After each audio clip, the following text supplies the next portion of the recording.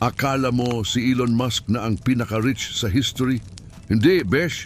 Yung hari ng Mali Empire, literal na nilunod ang mundo sa ginto.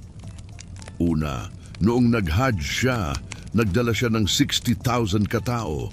May sarili siyang entourage ng mga alipin, gwardya at chefs pa.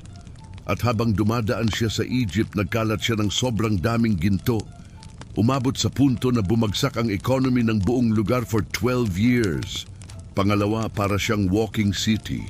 May sariling tubig supply, tent city, livestock at maraming gold-carrying camels. Imagine mo, parang may sariling SM Mall na gumagala sa disyerto. Ayos, di ba?